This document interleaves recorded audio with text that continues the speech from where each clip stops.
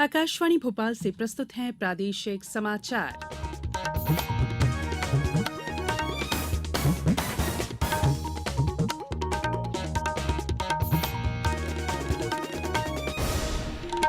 नमस्कार, समाचारों के साथ मैं संयुक्ता बैनर्जी।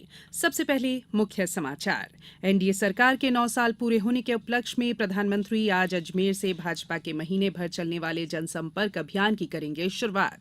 इंदौर का गौरव दिवस आज, भोपाल में भी हो रहा है गौरव दौड़ का आयोजन। उम्मीद के मुताबिक आगे बढ़ रहे हैं देश में चीतों को फिर से बसाने की महत्वाकांक्षी योजना। और सलकनपुर स्थित विजयासन देवी धाम में बनेगा देवी लोक, मुख्यमंत्री आज रखेंगे आधारशिला। अब समाचार विस्तार से। एनडीए सरकार के 9 साल पूरे होने के उपलक्ष्य में प्रधानमंत्री नरेंद्र मोदी आज अजमेर से एक रैली को संबोधित कर भारतीय जनता पार्टी के महीने भर चलने वाले जनसंपर्क अभियान की शुरुआत करेंगे। श्री मोदी अजमेर के पास पुष्कर में ब्रह्मा मंदिर में पूजा अर्चना करेंगे। इसके बाद प्रधानमंत्री कयाद विश्राम स्थल पर एक जनसभा को संबोधित करेंगे।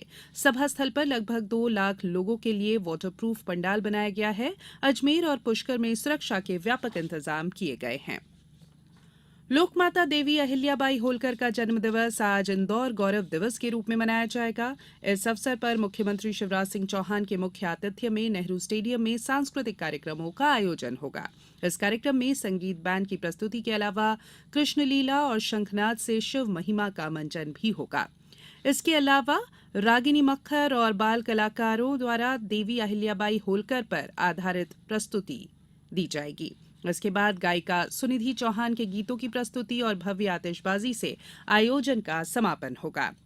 वहीं भोपाल के गौरव दिवस पर आज जिला प्रशासन और नगर निगम राजधानी में गौरव दौड़ का आयोजन कर रहे हैं। गौरव दौड़ के लिए यातायात व्यवस्था में भी बदलाव किया गया है। गौरव दौड़ राजा भोज की वीआईपी रोड स्थित प्रतिमा से शुरू होकर बोट क्लब पर समाप्त होगी। वहीं आज शाम को गौरव यात्रा पीर गेट से शुरू होकर लखेरापुरा, सुभाष चौक, जुमेराती गेट, जनकपुरी, पुराना पोस्ट ऑफिस पर समाप्त होगी। मुख्य कार्यक्रम कल 1 जून को लाल परेड मैदान पर होगा। भोपाल में अखिल भारतीय सिविल सेवा में चयनित प्रदेश के युवाओं और 10वीं और 12वीं बोर्ड परीक्षाओं में प्रावीण्य सूची के विद्यार्थियों के संवाद और सम्मान समारोह को संबोधित करते हुए कल मुख्यमंत्री शिवराज सिंह चौहान ने कहा कि बेटियों की तरह अब हायर सेकेंडरी में टॉपर रहे बेटों को भी ई स्कूटी दी जाएगी। श्री चौहान ने कक्षा 10वीं और 12वीं के मेरिट लिस्ट के विद्यार्थियों के साथ ही यूपीएससी में चयनित प्रदेश के 53 विद्यार्थियों को सम्मानित किया। मुख्यमंत्री ने बताया कि इस साल 53 विद्यार्थियों ने सफलता प्राप्त की है। विद्यार्थियों का उत्साह बढ़ाते हुए मुख्यमंत्री ने कहा कि सफलता किसी की मोहताज नहीं होती। यदि लक्ष्य निर्धारित है और संकल्प मजबूत है तो विद्यार्थी ऊंचाइयों को छू ही लेते हैं। कोविड काल के दौरान प्रधानमंत्री स्वनिधि योजना के तहत रेहड़ी पटरी वाले स्ट्रीट वेंडर्स आदि को रोजगार के अवसर उपलब्ध कराने के लिए 10,000 की राशि प्रदान की गई थी। अब ये राशि बढ़कर 50,000 रुपए कर दी गई है। इस योजना के 3 वर्ष पूरे होने जा रहे हैं और इस अवसर पर प्रधानमंत्री नरेंद्र मोदी कल दिल्ली के विज्ञान भवन में रेहड़ी पटरी वालों से संवाद करेंगे। राष्ट्रीय स्वास्थ्य मिशन और इको इंडिया द्वारा भोपाल के गांधी चिकित्सा महाविद्यालय में नॉलेज हब की स्थापना की गई है। इससे प्रदेश के 50 जिलों में बीटा थैलेसीमिया और हीमोग्लोबिनोपैथी पर केंद्रित कार्यक्रम के तहत पहले चरण में 150 डॉक्टरों को प्रशिक्षण दिया जा रहा है।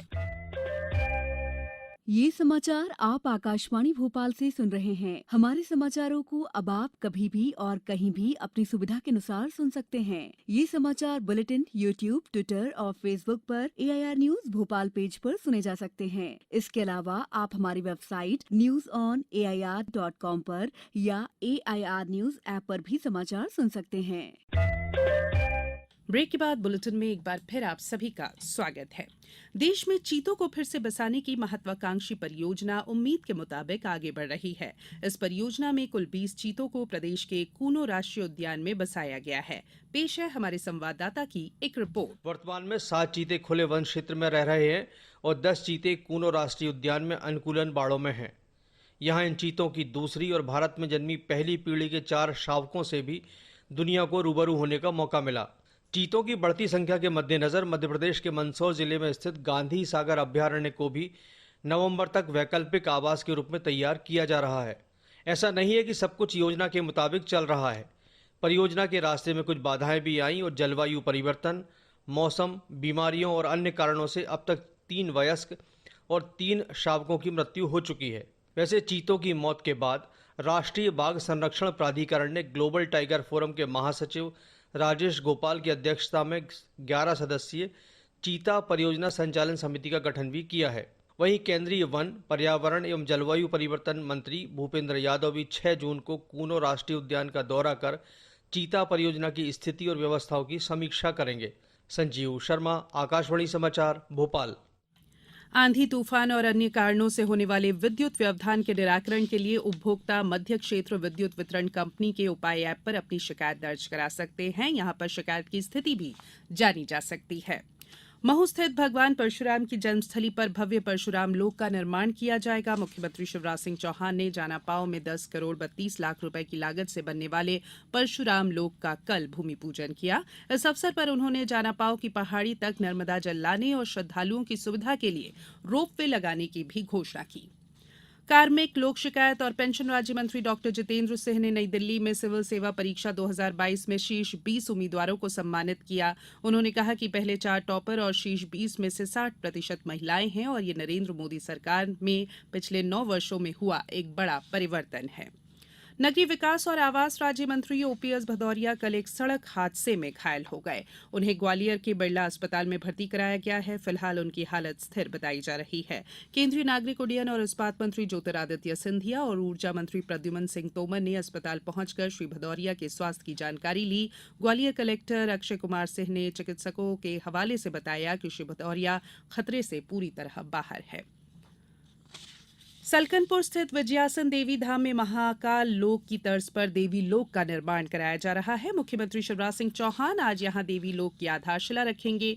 देवी लोक महोत्सव के इस कार्यक्रम में 1 लाख से अधिक श्रद्धालु शामिल होंगे। देवी लोक के निर्माण के लिए 200 करोड़ रुपए से अधिक की कार्य योजना बनाई गई है। यहां श्रद्धालुओं की सुविधा के लिए अनेक निर्माण और विकास के कार्य कराए जा रहे हैं।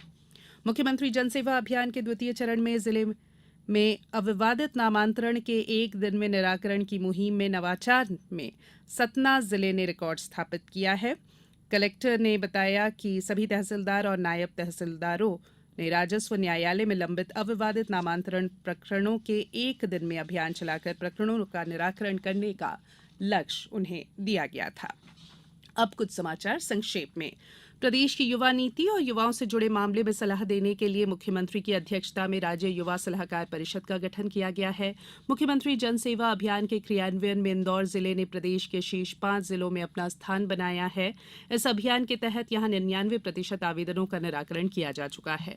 खंडवा में आज विश्व तंबाकू निषेध दिवस के उपलक्ष्य में जन जागरूकता कार्यक्रम का आयोजन किया गया। आगरमालवा में इस अवसर पर पोस्टर प्रदर्शनी लगाई जाएगी। सागर जिले में पुलिस महानिदेशक सुधीर कुमार सक्सेना ने कल पुलिस प्रशिक्षण शाला मकरोनिया का भ्रमण किया। मुरैना में जनसुनवाई के दौरान 144 आवेदनकर्ताओं को अधिकारियों ने सुना और कई आवेदनों का मौके पर निराकरण किया। रायसेन में कलेक्ट्रेट सभाकक्ष में आयोजित जनसुनवाई में नागरिकों की समस्याओं और शिकायतों पर सुनवाई करते हुए उनका निराकरण किया गया। मुख्यमंत्री जनसेवा अभियान के तहत सीएम हेल्पलाइन में दर्ज शिकायतों के निराकरण में नीमच जिला प्रदेश के टॉप 5 जिलों में शामिल है और गुना जिले में तेज आंधी और बरसात के कारण पेड़ और बिजली के पोल गिरने से हुए नुकसान का कलेक्टर और एसपी ने जायजा लिया। बुलेटिन में फिलहाल इतना ही। इजाजत दीजिए। नमस्कार।